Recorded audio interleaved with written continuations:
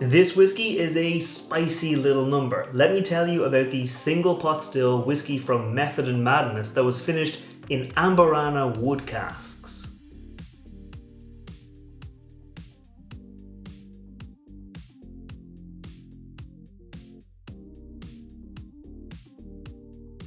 Welcome back to the channel. I'm Matt, I'm the Whiskey Nerd, and like I said, this week I'm looking at the single pot still from Midleton Madness that was finished in Amburana wood casks. So let me get it into the glass and I'll tell you a little bit more about it. Now, first off, I will say I was lucky enough, as part of Whiskey Live Dublin, which just happened last weekend, I was lucky enough as part of that event to get invited to the launch of this whiskey, and I was given a free bottle of it. So they didn't ask me to do a review, they were just kind of celebrating the launch. They were giving out bottles to everyone who attended the launch event. But I just thought it'd be fair to you and say I didn't buy this whiskey. It was given to me, but it was given to everyone who attended that kind of launch event.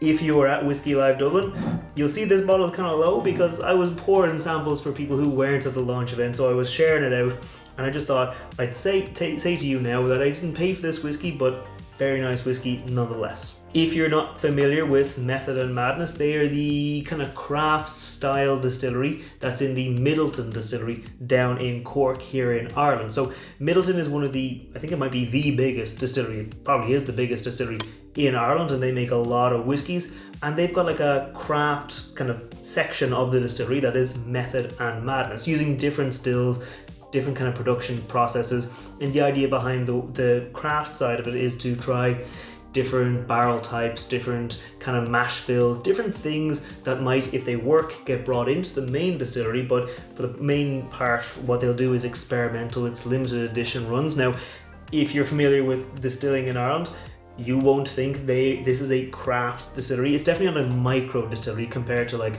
the likes of a Cologne, the likes of like the really small producers.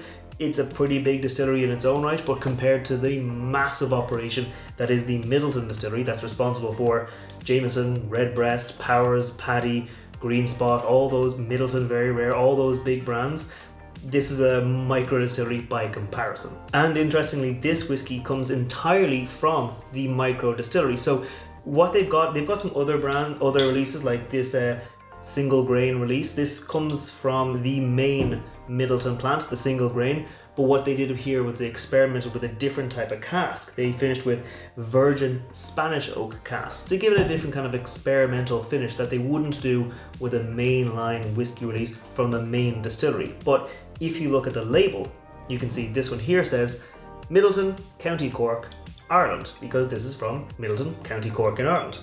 This one here though says product of the micro-distillery, Midleton, County Cork, Ireland, because every bit of the whiskey in here came from the micro-distillery. Like this single grain, this is one of their core products. It's been around for a while as well. So while the micro-distillery was aging stocks, they had those core products come out that were experimental in finishes, but were not experimental from start to finish.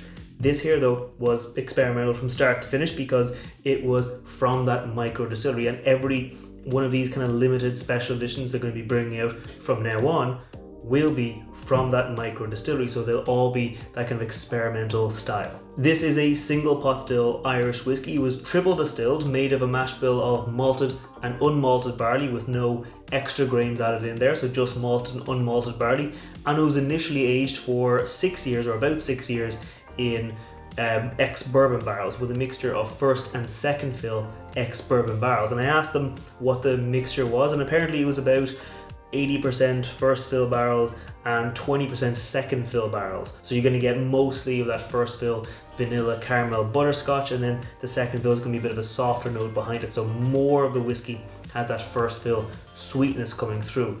What's really experimental about this though was it was finished for between 4 and 7 months in Amburana wood casks. So two things there. One, the 4 to 7 months, because those casks, they give a lot of flavor, especially as virgin casks, they give a lot of flavor. So some casks might be giving more, they might be charred slightly more, slightly less. So after 4 months, they said, okay, that's spicy enough, let's take it back. And after 7 months, they were like, okay, that one's spicy enough, let's take it back. So there was a total of 60 of these Amburana casks, which again, like I said, it's micro for Midleton, but not micro for some of the other distilleries. But what is Amburana? So Amburana is a wood, it's getting a bit more popular these days. You see it popping up in different kind of wood finishes in different whiskies, and it's essentially a like a Brazilian hardwood that is used mostly in making cachaça. I know it's South American, used in most spirits, but I think most of the wood from here came from Brazil, so it's a Brazilian hardwood, but I think you can find it in other South American countries, and it's mostly used for aging cachaça, which is this kind of, it looks like rum, it sounds like rum, but it's not rum. It's like a different type of sugarcane spirit. So it's used for that and gives a lot of these spicy, rich, almost like tropical notes, but mostly tropical spices as opposed to tropical fruits. In fact, one of the notes I often get with Amburana casks is this kind of like almost carrot cake note. So if you know a carrot cake, you'll know it has like toasted nuts, it's got cardamom, it's got clove, it's got cinnamon spice, it's got these nice rich spicy notes, and that often comes through, especially if the whiskey was first aged in bourbon barrels. So you get that vanilla, almost like the vanilla frosting up top. So you get those kind of spices coming through on the whiskey. This is its natural color. It comes in at 46% ABV with no color added, no chill filtering or anything like that. Before I go on, I noticed this as well, and I'm just going to show it to you. On the bottle, it's actually pretty interesting, because the bottle is, as a core kind of line, you can do a lot of experimental bottlings, but this here is a core product. It does stand out in the shelves, but it's got a couple of cool things to it. Like if you look here, you got these straight lines, and on this side you got the kind of wavy colors here. That's like the method and madness. But also on the bottle you got straight lines going down, and this side you got wavy lines going down, showing that kind of like method and madness. Just a bit of like, you're gonna do something normal, you're gonna make whiskey, but you're gonna go in a bit of a different direction and see what happens. That's like the bottle. I just pointed that out. It's actually pretty cool. I found out about that recently, so sharing it with you. But enough talking, let's get to smelling. Let's go in for the nose and see if I've got that carrot cake. Cheers. Okay, yes, I mean obviously I've tried it before, I know there's that note in here, but it's very apparent here. Like they have tasting notes in the back where they say cardamom, marzipan, demerara sugar.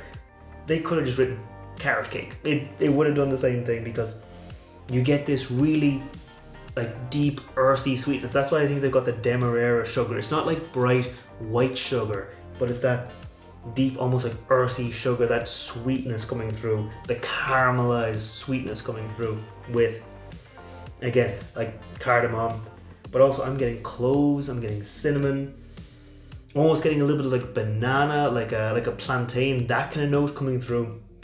Again, it's all like rounded out, rich sweetness coming through, but with those big like spicy jumps coming up. You got this base of vanilla.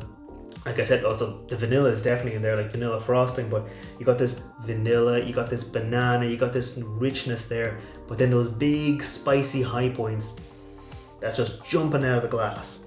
They said on the back marzipan, and maybe I'm not getting marzipan, I am getting like nuttiness, I'm getting maybe a little bit toasted, yeah, definitely toasted walnuts. That's what I'm getting. I wouldn't get marzipan, but maybe what they're saying with the marzipan is like you get sugar and nuts together. But yeah, walnuts for me on the nose, but I think that's enough on the nose, because I know this has quite a change into the palate. Let's go in for the palate.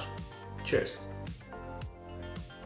The palate initially has this oily core texture that you're going to get with pot still whiskey. Pot still, because it's got malted and unmalted barley, it's got this oily, spicy texture to it, and that has come through really strongly here in the whiskey, because the Amburana casks, one that I've tried before, have been blends, so grain whiskey and malt whiskey. This here is just pot still whiskey, which, like I said, has this spicy note to it. So you're almost like you're taking those carrot cake, the cardamom, the like cinnamon, the clove, and you're adding like white pepper to it. I know that sounds weird, like carrot cake with pepper on it, but I think it works. It adds a bright hit of spice on the palate. You get this really rich hit of spice. So if the nose was sweetness, light with spice, the palate is spice with sweetness and light coming up behind it. So I'm going to go in for a second sip, swish it around, chew it a little bit, and see what else I can find.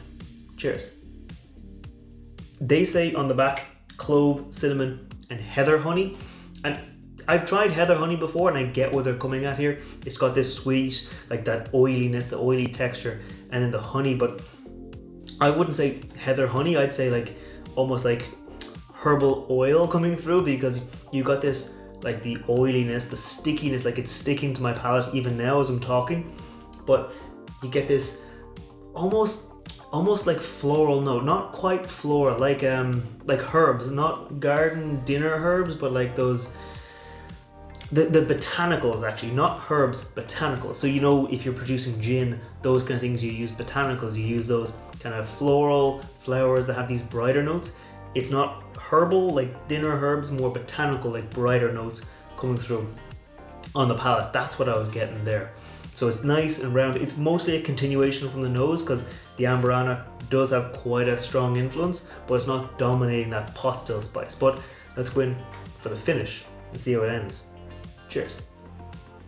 The finish is long. Like you get that hit of vanilla comes through, the bit of frosting kind of comes through, and that fades off, leaving with all this spiciness.